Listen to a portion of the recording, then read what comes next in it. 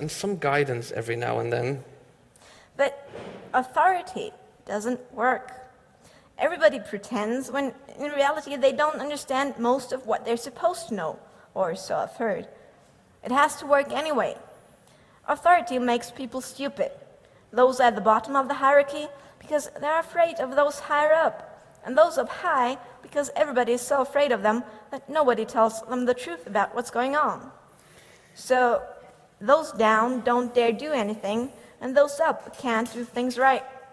This is called snafu, situation normal all fucked up. One famous example is Master O's impact on the planet of Ardeluria.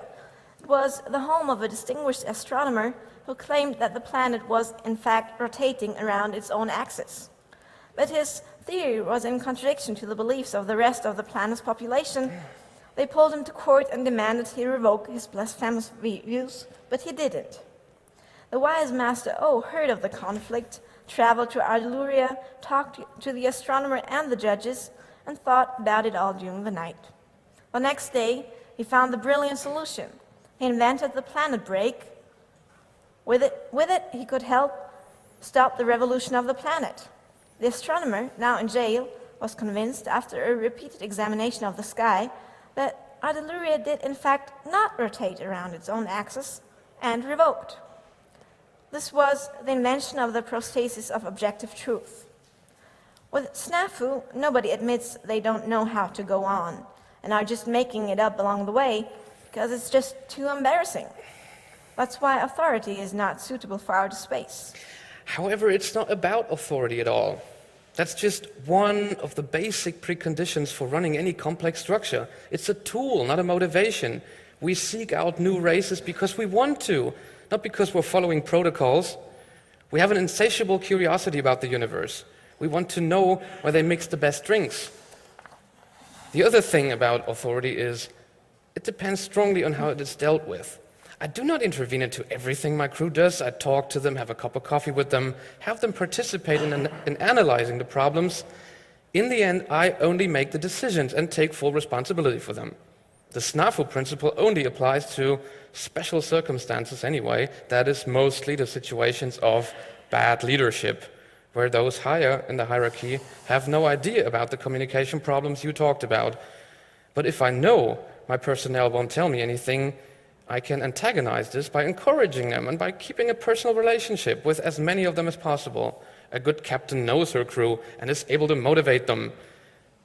An individualist, as you are, of course, cannot comprehend cooperation. That's not the point. Can you ever be sure? Or is that just what your crew makes you believe in order to get a cookie?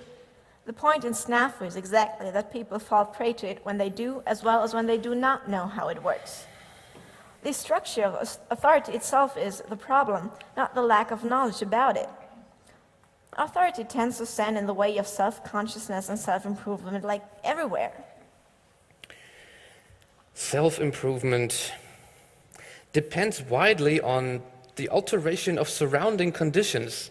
Just as seafarer Christopher Columbus helped the planetary consciousness grow by discovering a whole new continent full of people of unknown civilizations with mysterious religions and cults, foreign habits and knowledge. This discovery blew everyone's mind back then, put the own little world into perspective, and supported scientific and philosophical development, the age of humanism.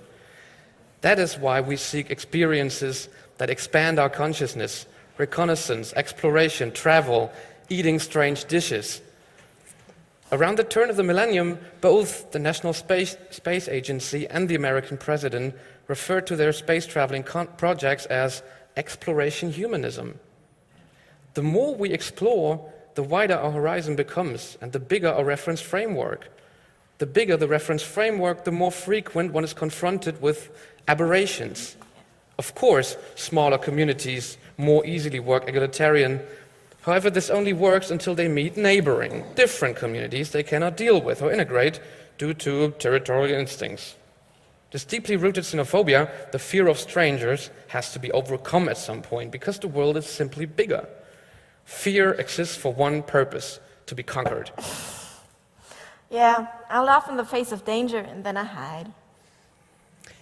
Very often, for the required wider can, an external influence, a foreign power like the Vulcans or an occupation power can be helpful. Or we ourselves become this alien power. The hunting nomads of the Hydrogen civilization engaged in a bitter conflict with us until they had to face the fact that we're no one's prey. Then they learned from us how to relocate their archaic hunting rituals onto holodecks.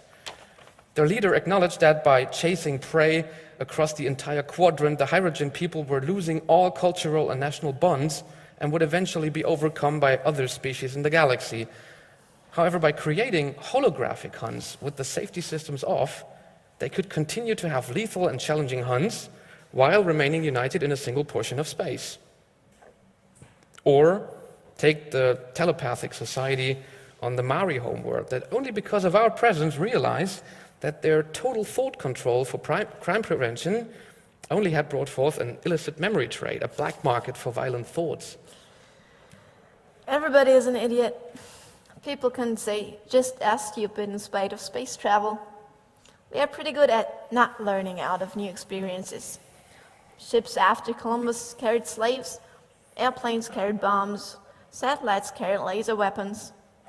Technological advancement, or a bigger reference frame, in itself does not cause social political enlightenment.